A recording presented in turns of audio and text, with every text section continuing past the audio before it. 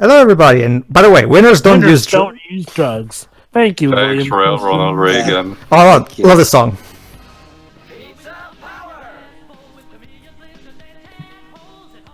Was that another opening of a show? No. Oh. Welcome to Rocky. No, it's Pizza Power.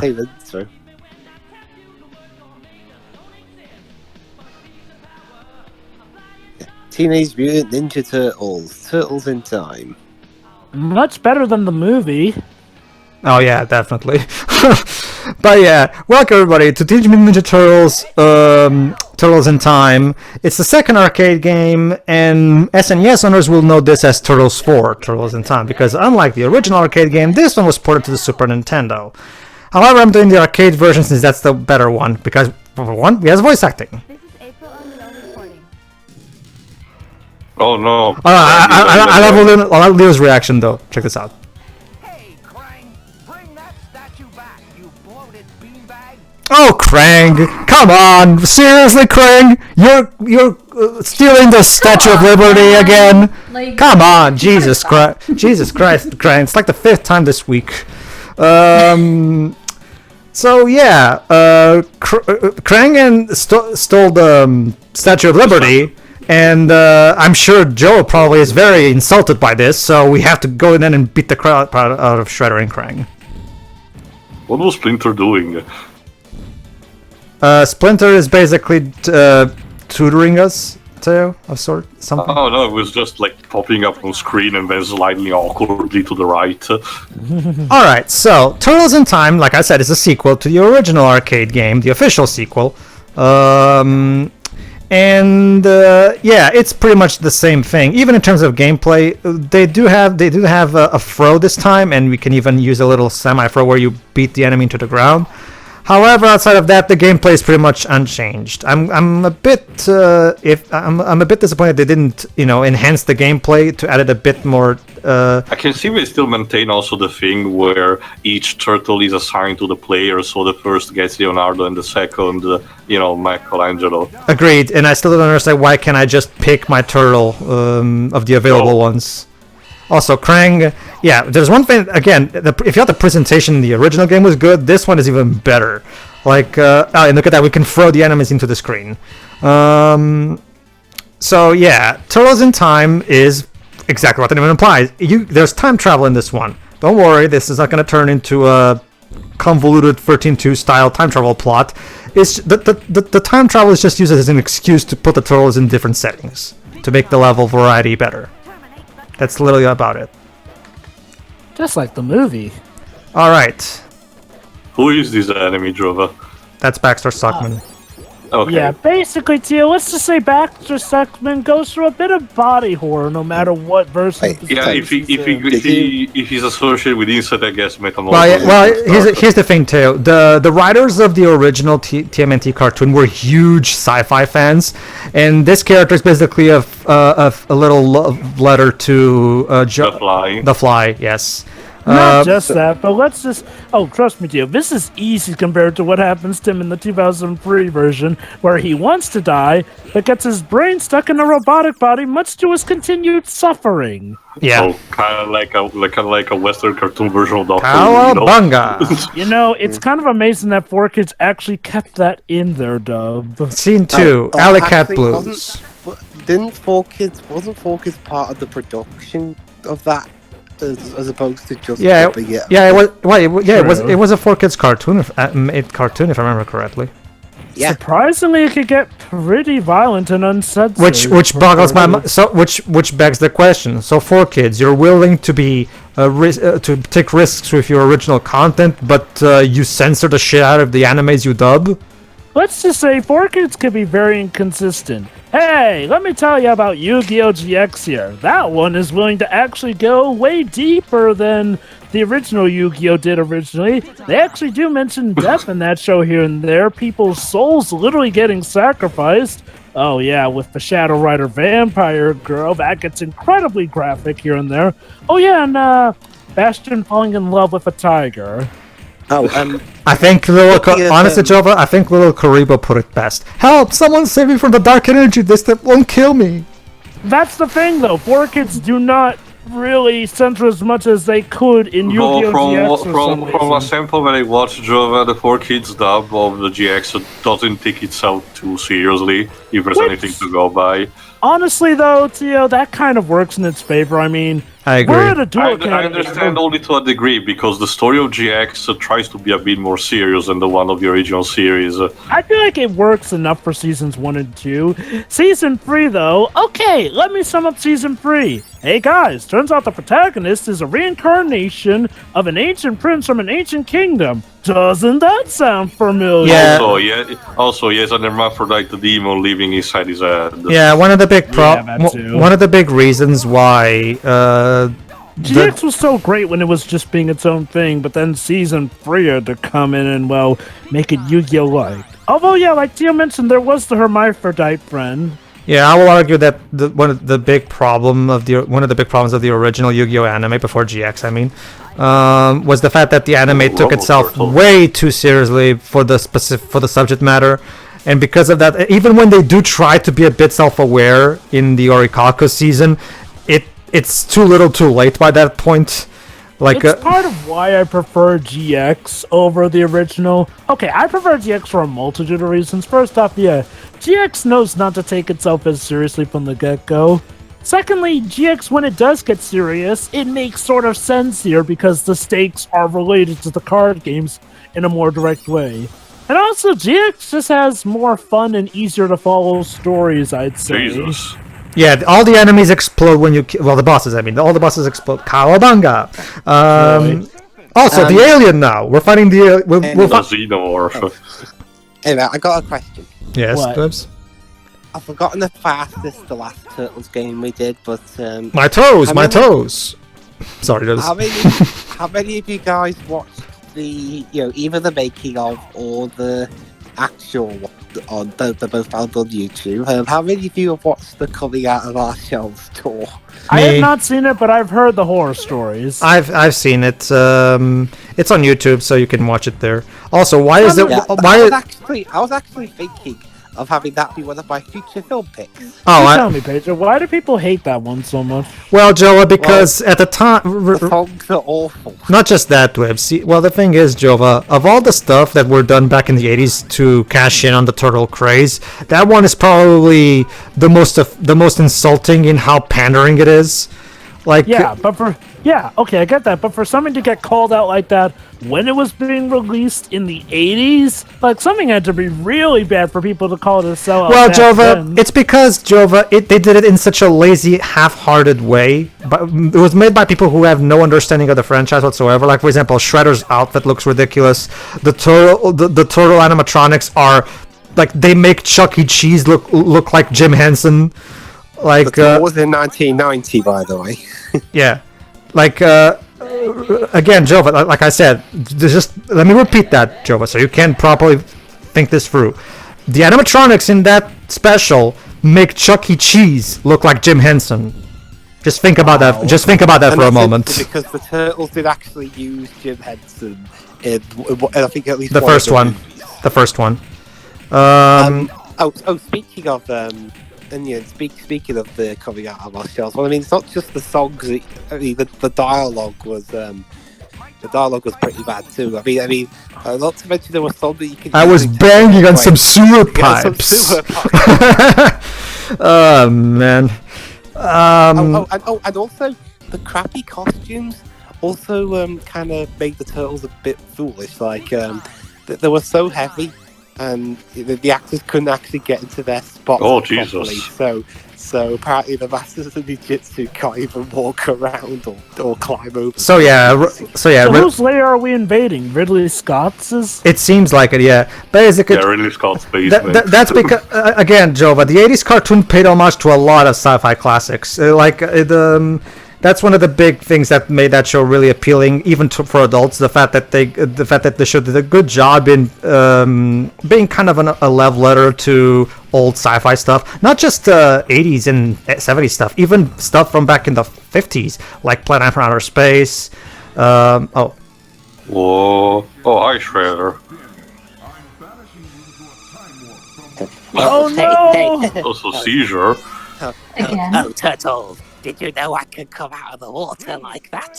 So yeah, now we're back to BC 25 million prehistoric dinosaurs, turtles thingy. Okay, so there we go. Now we're in prehistory. So dinosaurs, and one of the, and, Still with the full time. and for some reason, they actually broadcast one of the tour dates on pay-per-view. So there you are. If you wanted to watch it yourself, but can't get to New York, indeed. there you go. So you gotta wonder Shredder's thought process here. Okay, now, what I am going to do is send the turtles back in time. But just to be extra certain that they stay there, I'm going to send my men, the ones dumb enough to actually No, agree to Jabba, this, you have go to back be in more time. hammy. You have to be more hammy. Remember, James Avery was hammy as shit in that show, so you have to be more hammy. I know. I'm just sort of going more for his inflection there, but Sure. anyway, but yeah. See, yeah, I don't understand. Like, just instead of, I guess the thought process for Shredder was, instead of just trapping Vera, was like, I'm gonna be sure Vera killed, just so they don't accidentally spawn a lineage. That will be my undoing. I AK guess. So, I AKA, gotta wonder, is that did you just get- Teo? Is that Yeah. fancy? Is that fancy talk for the developers just wanted an excuse to put the turtles in a prehistoric level? Without having to change too much the books, I suppose. Yeah, exactly. Oh, and interesting. As I was looking into who was making various parts of the show, what the 80s one, I mean, I found out that one of the co-composers for the theme song was Chuck Lorre, aka the guy who would later go on to make 2.5 Men and The Big Bang Theory. Mhm. He's a TV composer. Again, And, he actually created those shows. I guess he moved from composing to making shows. that's nice. Oh Wouldn't look, they're surprise me. they're It's sort of- they're riding Riding Velociraptor. Velociraptors. Well, that's something different. So yeah, I guess Shredder literally got his men to go back in time to finish them off. One of the see that's the thing, Joe. Remember, like to go back to what I was saying. That's the thing, Joe. One of the best things about classic '80s Shredder is how much of a whiny bitch he is. Like one of my favorite lines is when but both I him. don't wanna conquer here.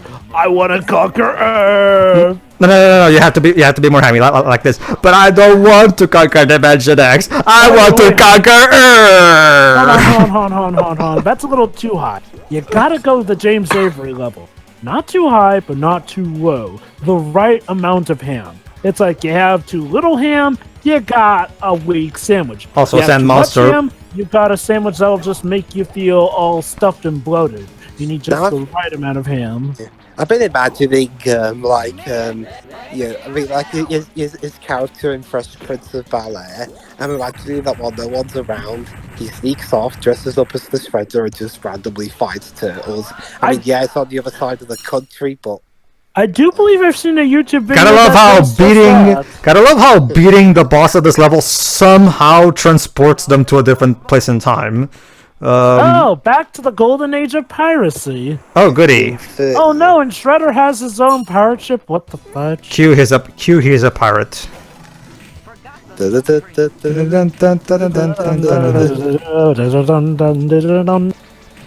Alright. Oh, now in Pirates time. Yes. Yes, like I said, the golden age of piracy. ladies and gentlemen, that was He's a Pirate scat version. Alright, so yeah, basically just beat the crap out of more foot soldiers. I find it interesting how you think the boss of the prehistoric level would be a big dinosaur, but no, it's a sand no, monster for some reason. I don't get that. It looked like Clayface's I mean, if you're more mutually deformed brother. If you're going to make a prehistoric level, go all out, throw like a giant T-Rex. You know. Really is weird. How about what the title of the level said, a prehistoric turtle? Like seriously, what's the boss of this level gonna be? The Virgin Mary? Let's see. Notice how he didn't say no, folks. We may be in for a surprise. Well, who knows, Jova? Anything can happen in 80s. Oh, you know. True that. All right. I guess sky's the limit, we don't give a shit. Oh, and I see we're messing with time by bringing machine guns back into the past as well. Yes. It's like in the movie timeline. Oh, Time One, that special train wreck of a movie starring Remus Lupin. The primary thing, most people back in the day played the SNES port of this game. The primary thing with the SNES port is that it is a very faithful port. However, you can only play 2 players in it, and the voice acting was replaced with text. Well, do they at least allow you to, select which character you play as? I think so. I haven't played the SNES version in a long time because I prefer the original arcade version. It'd be incredibly jive if they didn't. Seriously, I need to play as Mom Well, and if it helps you, Joe, but thanks to the help of emulators, you can easily map your controller to be the second player, or third player or fourth player, so you can get and look at that, Toka and Razor for the second live-action movie are here. Interesting. So there you go. For those who don't know, Toka and Razor were the Bebop and Rocksteady's replacements in the second film because one of the creators was involved with that movie and he didn't want Bebop and Rocksteady, so they created these characters specifically for the movie. And my guess is Konami also thought it would be a cool idea to also have these in the game as some kind of cross promotion thing. So Bebop and Rocksteady had to wait till TMNT Out of the Shadows to get a live action film appearance. Yes. Figures. I thought that film wasn't too bad, actually. Oh yeah. I agree. I actually enjoyed that movie. I'll still have my own original 89 movie. No, not 1990 movie. It was 1990. Oh, That original movie to me, that's like that's the best live action TMNT we've got. Although I hate to say it, Pedro, Out of the Shadows probably came closer to giving us a proper final boss fight than the live action. Oh yeah, TMNT no.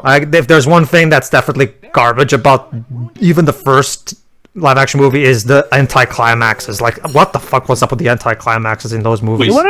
You wanna know what's weird? So Shredder, as a normal person, mind you, in the first movie, managed to survive falling off a cliff and getting crushed in a garbage dumpster dispenser here and there. So, as now a strong mutated monster, he dies by having a roof collapse on top of him. Mind you, a wooden roof. Yeah, a bunch of wood fall on him, not rocks or bricks, wood. You'd think. Okay, Pedro. Maybe the second pig from the Three Little Pigs had the right idea, making his house of sticks. Then. Speaking of. Actually, hold on, I need to mention something quickly tied to this level because I saw wait, this is they're now sent back into the Western at the time of Wounded Knee, the famous place where the slaughter of the American people happened. Interesting location, I guess. Shredder was thinking creatively, I guess. Well, maybe he was just trying to stop Booker the wait. Anyway, go on, Dweebs. Anyway, I was going to say, speaking of Shredder, when it comes to a certain elephant in the room regarding the 2014 movie, what would you guys have preferred? That they stick with the original plan and have William Fichtner be the Shredder, or what they did months before the film came out, just reshoot stuff so it's just some random Japanese guy being the Shredder like it always was? Who is the first actor that you mentioned? William Fichtner. Basically, originally William Fichtner was supposed to be the true identity. No, I understand it, but I don't visualize who is William Fichtner right now. He was the villain in Lone Ranger. Mm-hmm. I guess to be fair, he hasn't seen that one, Lives. Well, I guess to be fair, I can't think of anything else. I'll search him to see how he basically looks like. Caucasian American. People thought that would trigger people if it turned out he was the real Shredder here and there. So they kind of changed it so that the Shredder would be the Asian guy. Considering Michael Bay's tact in handling people of different ethnicities, I could see the concerns at least. The problem was that, in turn, it made it so that, hey, we have this mystery which is clearly hinting that this guy may be the Shredder. Basically, Teal, they kind of pulled... Oh, God, what's that mean? They kind of pulled the Armageddon here thing. Mm-hmm. Okay. You remember Justice League Armageddon, where originally it was going to be revealed that Captain Atom was... God, what's his name? Oh, Justice League Armageddon. I thought you were talking about the Michael Bay movie Armageddon. No. Justice League Armageddon. You remember how? You're talking about how Captain Atom was supposed to become Monarch. Yeah. This was during an age where leaks, because this was before the time of the internet. But believe it or not, the plot twist managed to get leaked. So DC, in a rather desperate move at the last minute, changed it so that it was Hawk who turned out to be Monarch. No, I understand what you mean. Anyway, I searched now William Fichtner, and no, I don't think this guy could have looked the part of Shredder. How you could? There are quite a couple of parts where you can tell, because there's a scene near the end where his character Eric Sachs, yes, that's really his name, unveils his Shredder's plan. But what all he did was that whenever his character wasn't on screen, they just have William Fichtner in ADR going, "Oh, in a few hours, Shredder." You know, they just add that bit on top. To go back to an earlier point, that's the thing, Joe. It's not even just the whole Shredder dying with wood but not dying with the garbage thing. It's also the way the turtles, they deal with the turtles with those climaxes. Like, for example, even though it's 4-on-1, I get that Shredder is on a much higher level in terms of experience and skills than the turtles. That's what they're going for with that. I get that, but the turtles literally get their asses handed to them, and I still think that they could have at the very least had the turtles cause some kind of difficulty for him. I felt like just having Splinter twirl him around like a moron. Like, it's just... Guys, I haven't checked out of my room today, but I don't think the world is like in this particular state. Welcome to the future! Yeah, basically it's current year. Yeah, this is like that one Sonic CD special. You want the best of it? According to the title screen, this takes place in 2020. So there you go, guys. Yeah, that's exactly why I mentioned that, because I don't think I don't know. I don't think New York even looks like that. Well, honestly, at this point, New York is looking surprisingly empty. I'm pretty sure. Talking about the neon stuff. I can imagine the developers of this game back in 1991. So how long do you guys think it will be before we will see people flying around in flying saucers? I don't know, like 11 years from 21 years from now, 2020, maybe. Like, what? It can happen. In 2020, we definitely have some advances in technology. No, but it's like that coming from VG Cats. Gene Roddenberry expected us to conquer the stars, but the best technology we will have in the future is Alexa, a thing that we can talk, a robot that you can talk to in order to listen to music. Well, on the plus side, people are working on the hover car, though, so they should have done what the Mega Man games do with 1990X and then later on 19XX. Well, hey, look at the bright side. We're in the future. We're in a time date where there's a man in Japan who married his Nintendo DS. No, I'm not kidding. Alright. Excuse me? The better question, Wibbs, is why not? But even better, nowadays in Japan, in certain jobs, you can officially get married to anime characters and have that be counted as I bet time off and someone everything. is over the moon at that one. Not only that, you can literally make money off of being married to them because you can get time off or special marriage bonuses. That's right, you can literally marry Sailor Moon or any anime character over there right now and get paid for it. She's a child. Well, regardless, to continue... and there's Krang, our boss battle for this level. Krang, you shrunk. That's that's the thing, Jova. Isn't the real Krang just that blob? Not just that, but Krang's robotic body has the ability to grow and shrink depending on his needs. So exactly. Don't they usually use like a special ray to convert him though, or is that like a different? No. If there's something that I know, despite I haven't seen much of the 80s show, is that they use a lot of technobabble, usually tied to Dimension X, so it wouldn't be too surprising. Yeah. But just to finish, that's the thing, Jova. Remember, in not just the cartoon, but the comics and even the 2003 show, Like, the turtles are able to handle themselves against big mutants. So I still find it a bit insulting that, especially in TMNT2, the turtles can't even put a dent on Super Shredder. I mean, I'm not saying they need. It's one of those cases where, oh, look at how awesome the villain is. How are heroes gonna beat him now? The problem was the payoff was weak. Isn't it like a recurring thing that Shredder's power level fluctuates between a complete wimp and invincible badass? That's just not so much in the movies. Because from what I heard, it's one thing that actually happens in the Batman TMNT crossover. No, Batman actually gets defeated by the Shredder. Well, here's the thing, Teo. The thing about the Shredder is that he's basically Splinter's rival, and the thing about Shredder is that he's an overall more experienced and more skilled ninja than the Turtles are. However, now we're in 2100.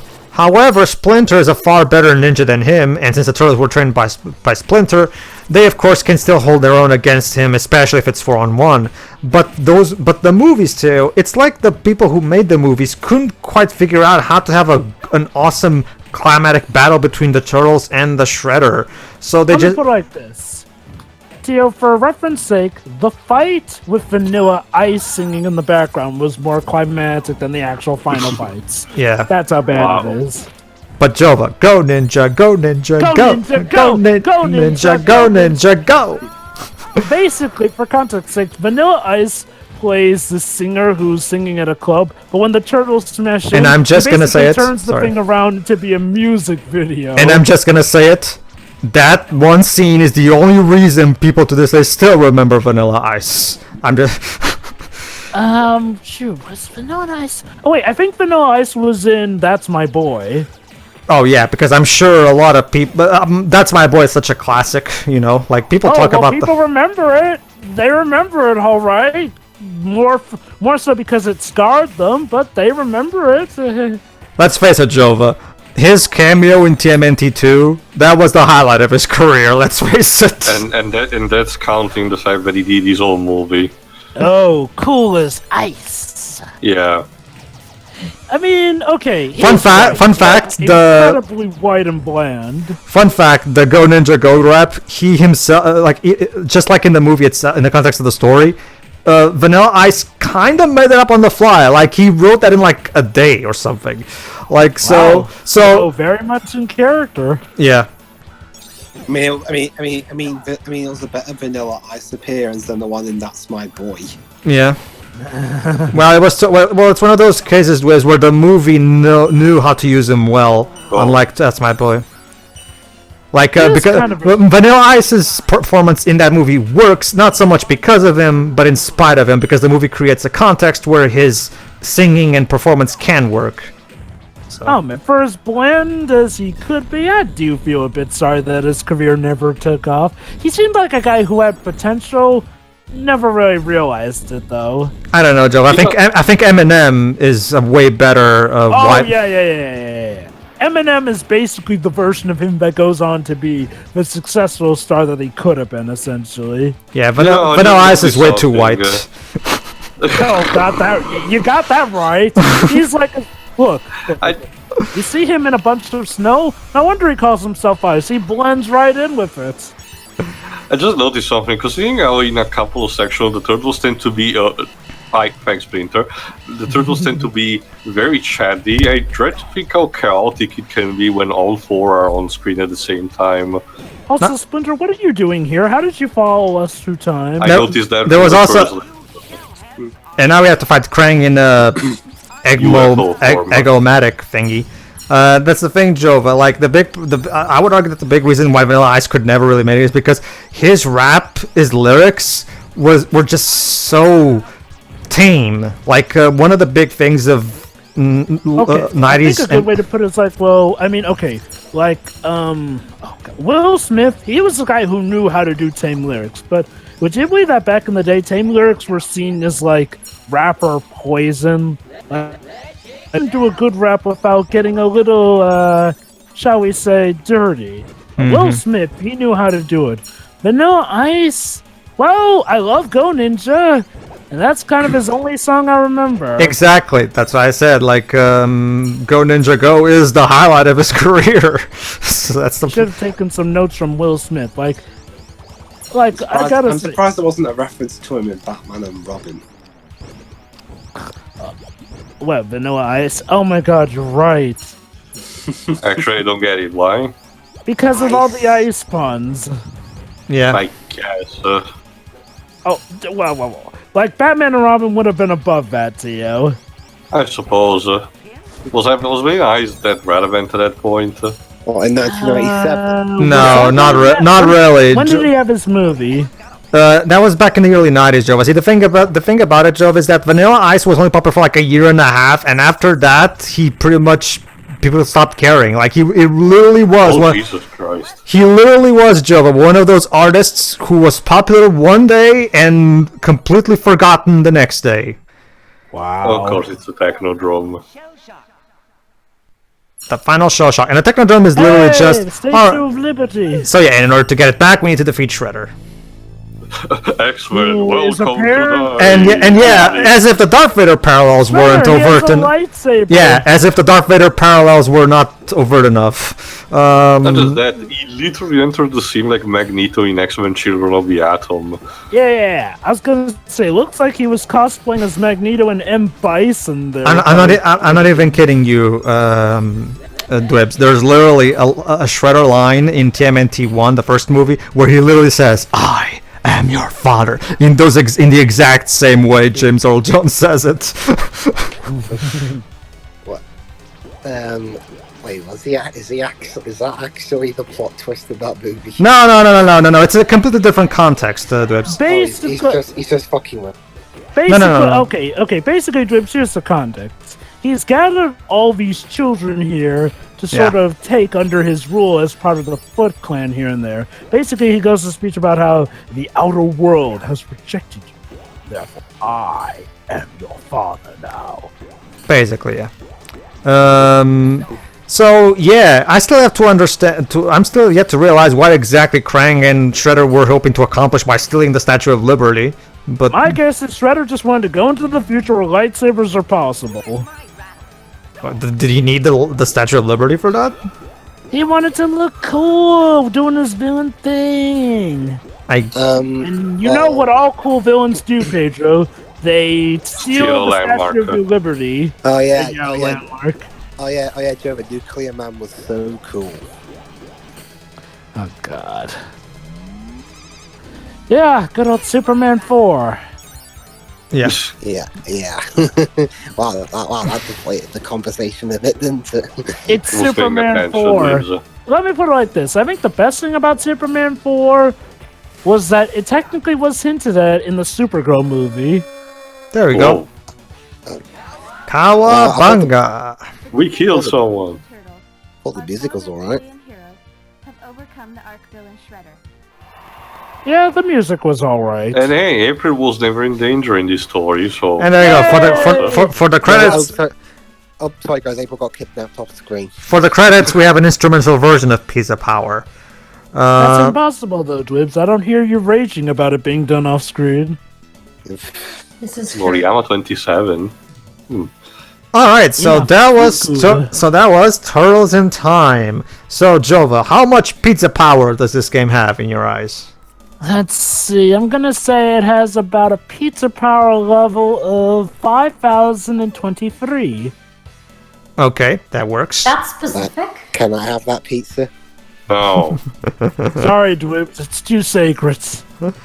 All right. Final thoughts. Again, it pretty much does exactly what you'd expect in terms of presentation. It takes it up a notch, and I do like the fact that they use the time travel as an excuse to have more variety in the levels. And the pacing is overall better. The levels flow more swimmingly. Game over. Shit, we lost. Hold on, let me do that better. Game over. Were you referencing Spy Kids 3 Game Over with that? Actually, I was referencing Raul Julia's M. Bison. Yeah. No, that's more like that page. That's more like game. Oh. Well, I never said I was a master of impressions. Yeah, like I said, presentation 10 out of 10. Like, it perfectly captures the spirit of the source material. And by the way, winners don't use drugs, kids. So stay away from them. Oh, I so can't wait for when we cover the All-Stars cartoons drug commercial. I mean, show. All-Stars cartoons to rescue. Jova, your brain is really messed up. But anyway, so presentation-wise, again, like, it's even better than the first one, and that's basically it. The only real issue is, once again, the gameplay didn't really get the update that it needed to. Yes, now we can throw enemies, but the overall combat is still a bit too simplistic, I would argue. Like, some items to use from the floor, like some new guns and stuff like that, not necessarily, guns, firearms, like something different, like it's once again, it's literally just the jump button and the attack button. As a result, just like the first game, beating this game amounts to a lot of button mashing, and a lot of quarter strained as a result. Of course. You'd think if this game came out 3 years after the original arcade game, so you'd think by this point they would have thought, yeah, we need to step it up a bit. But no, Well, okay, we have to consider the market at the time. More so, people were interested in spectacle as opposed to, the ins and outs of gameplay. Seeing us out back then, gameplay was pretty much known by just those few buttons here and there. I guess. Intricate gameplay masterpieces, per se, by today's standards. I guess, but the Asterix game, which was also made by Konami, came out around the same time, and that game has better gameplay, I would argue. So, I don't know. It's all a matter of perspective and what the people wanted and what Konami thought the people wanted. I guess, but I still think they could have done something to make the gameplay a bit more interesting, but whatever. Oh yeah, they could have. Alright, aside from that, yeah, it's exactly what you'd expect. If you like the first game, you'll like this one too. It's technically better. The gameplay is exactly the same, so if you like the first one, you'll enjoy this one just fine. It's even better because it has more variety in levels, and the presentation is even better because it even has voice acting and all that stuff. So yeah. That's about it. Dwebs. I go next? Yeah, okay. What Pedro said, again, there's not much I can tell just by seeing, but it looks a lot faster. Unfortunately, I couldn't hear the music. Oh. Pizza power! Yeah, it's okay. Alright, Teo. Pretty much what you said. It's a serviceable beat 'em up, again, just like the others we've seen so far, but it still presents kind of the same problems of the first game, and it's a detriment as a result, even if the animations managed to perfect what they were trying to accomplish. So, alas. But again, even if I'm not really into the TMNT craze, I could see being potentially interested if I saw this in an arcade, place. Next. I found this actually...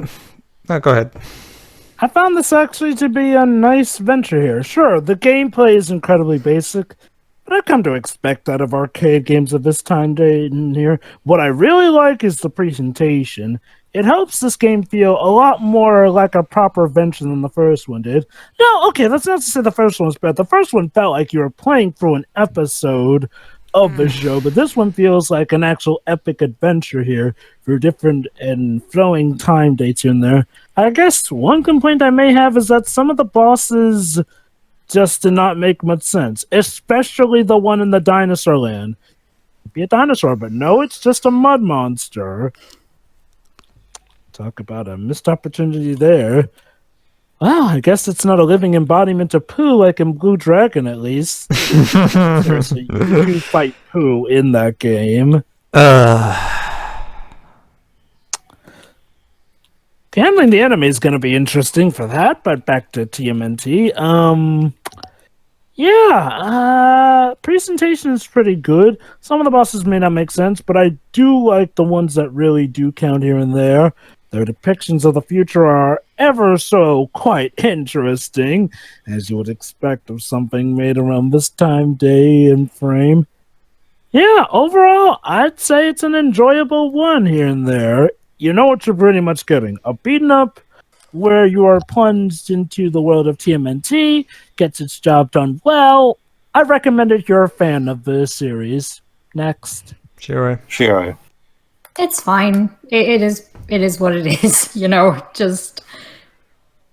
It's just like the other ones, really. So it's fine enough for what it is. All right. That's it. All right, everybody. That's it for our arcade game little marathon of sorts. Maybe we'll get back to some of these at a future point, but for now, we'll just do these. It was nice to check out some future. Maybe next time I'll bring in some puzzle games for a change. The problem with recording puzzle games for arcade is that there's always a bit issue with it's not very exciting to commentate on. But we'll see what I can find. So tune in for whatever. Yeah. See ya. See ya.